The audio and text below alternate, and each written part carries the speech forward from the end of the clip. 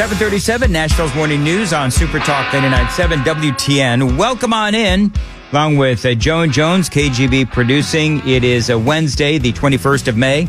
Congressman Scott Desjarlais is joining us on the Newsmaker Hotline. Congressman, always great to have you on. So do you have an update on what is going on? House Rules Committee had a big meeting this morning. Started at 1 a.m. Tim Burchett, of course, is in that meeting.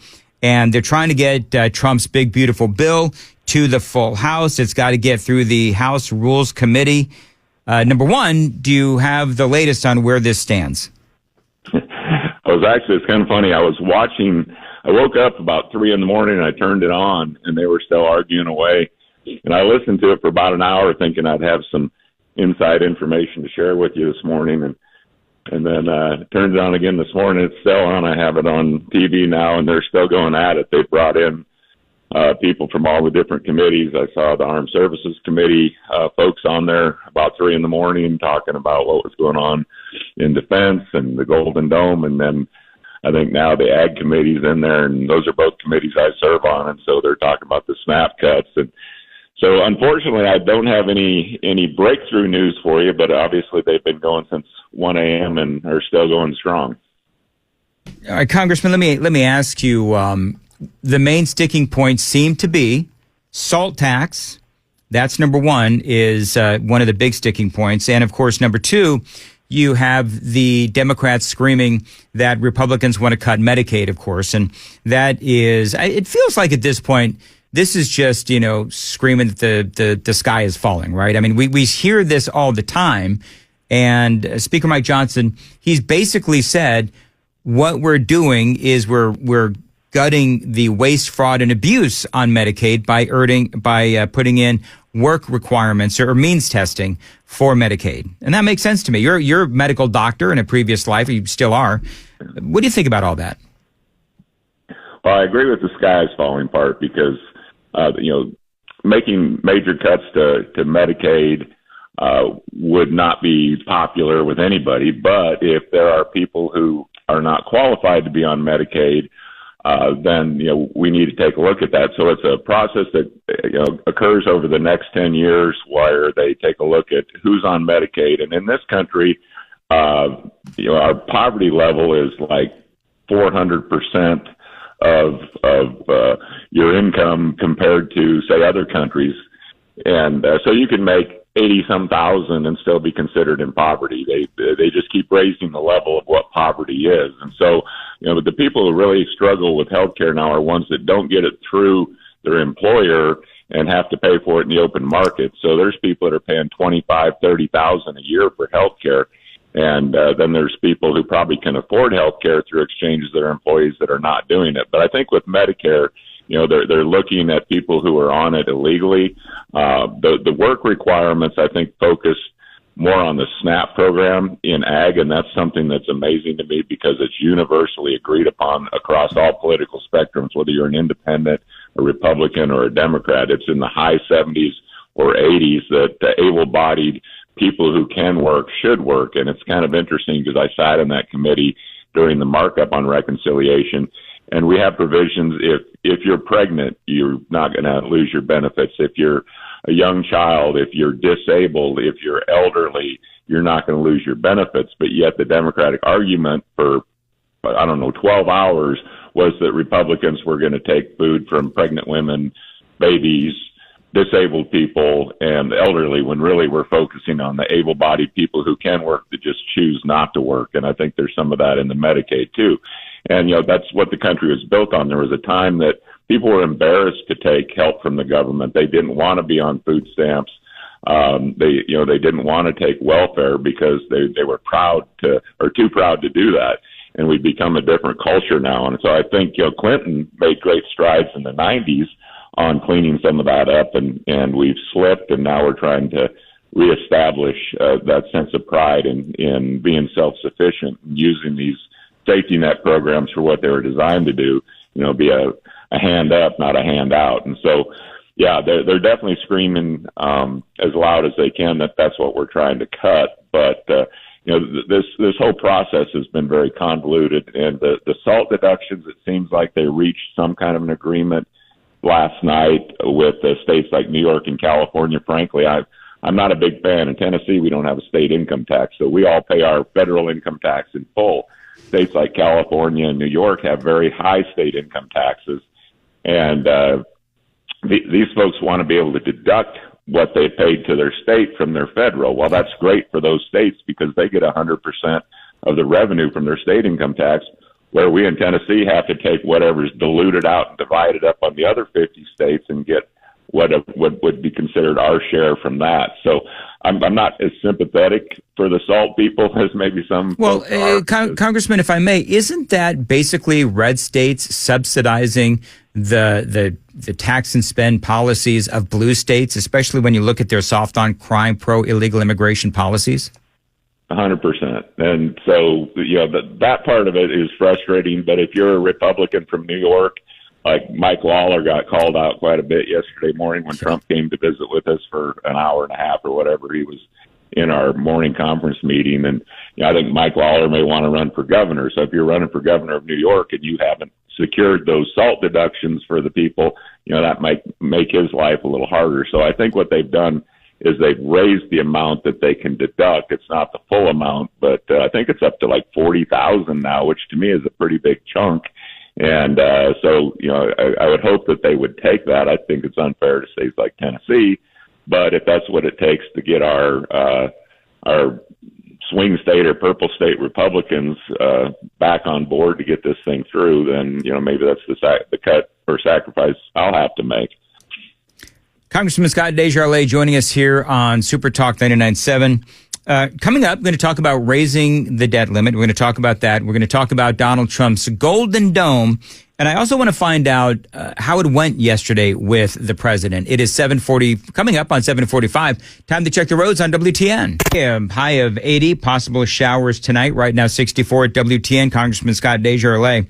So, Congressman, I just got to ask, I'm not trying to be snarky, but is it just a pipe dream that we'll ever be able to, at least go in the right direction on paying down the national debt, tens of trillions of dollars? Because it doesn't seem like that's the direction that we're going. It is not the direction we're going, and it's the direction we need to go. And I think that Trump's vision of how to do that makes a lot of sense.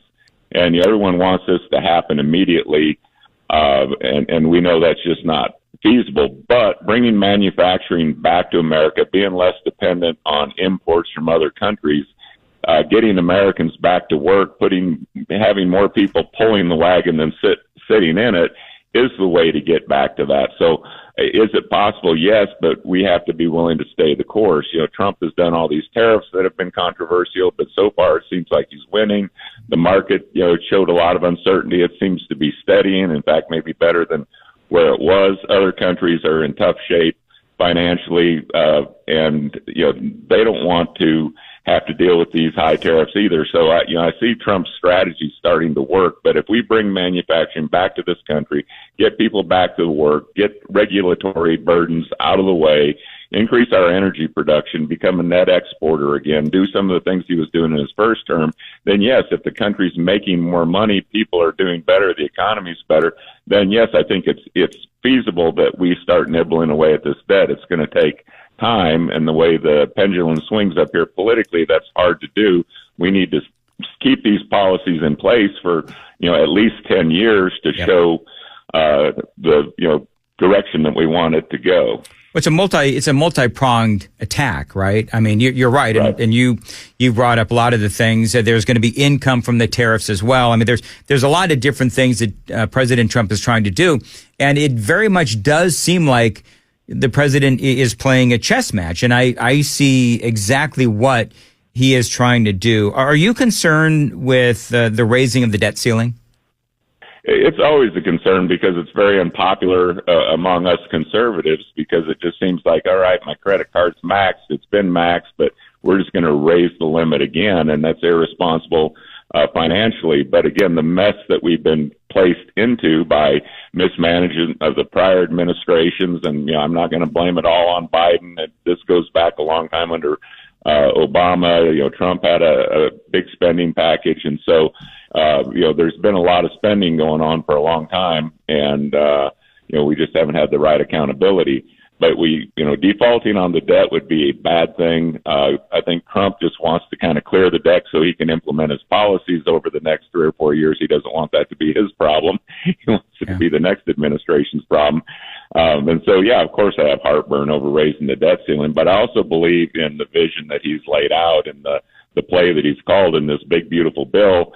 I think we need to get it across the finish line. There's things in there I certainly don't like, but there's more in there that I do like, and we have a slim majority. And he's the one that America elected, I think, with a mandate, securing the border, which he's really already done, strengthening our military. We're going to talk about the Golden Dome in a minute.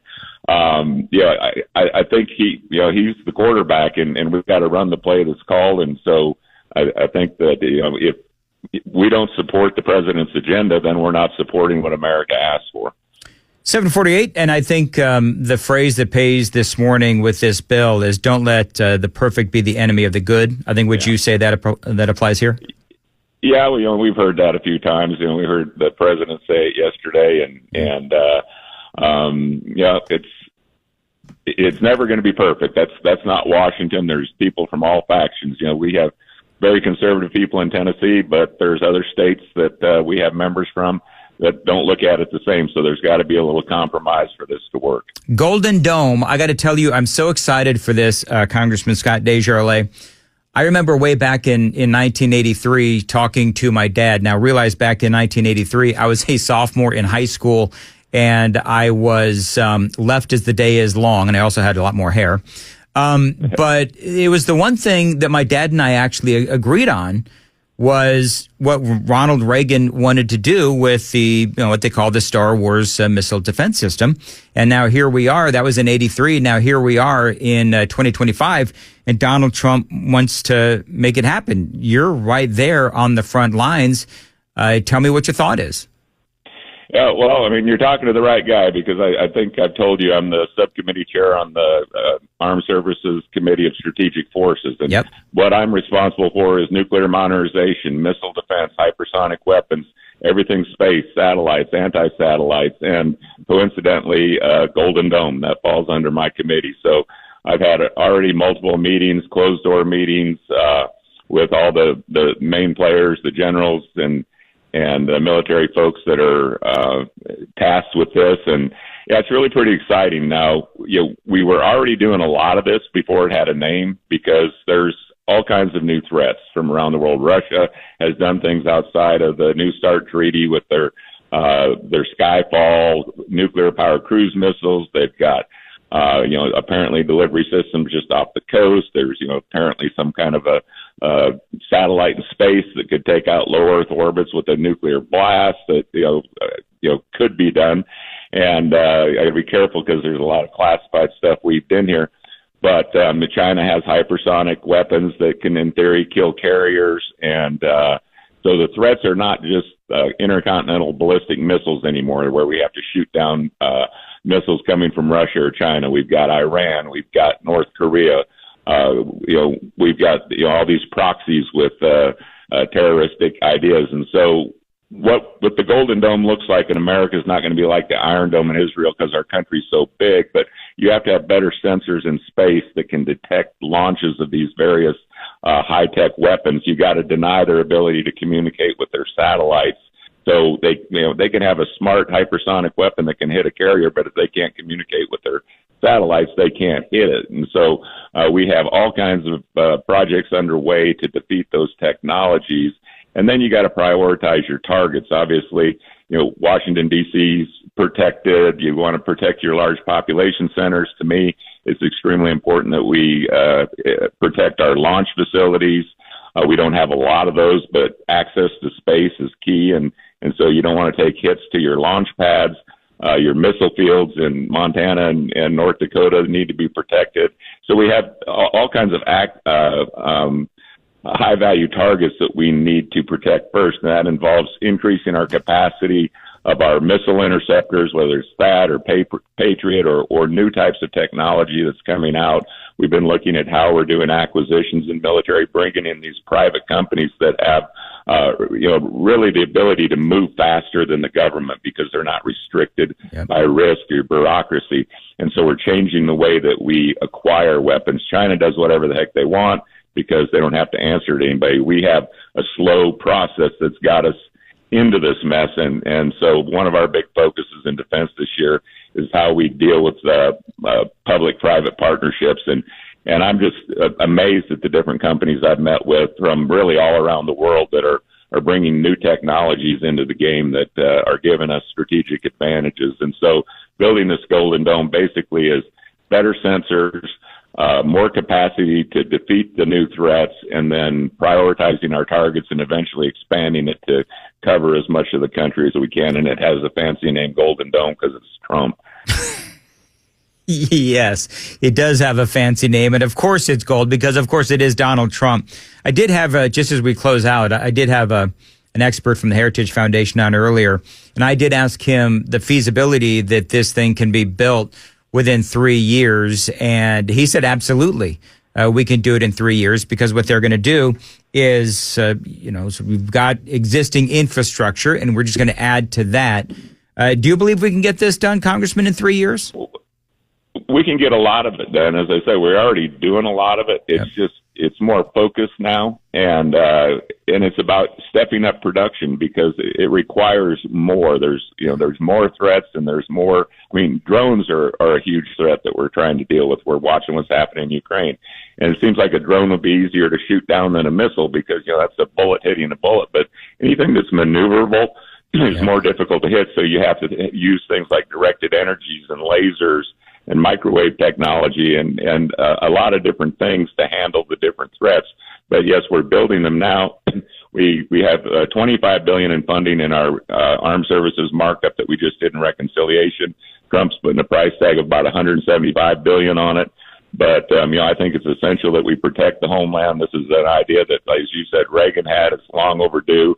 We can get a lot of things done in 3 years if we get the green light to allow the companies to bring forth the technology that I've been seeing, and a lot of it's space. If you can't win in space, you can't win on the ground.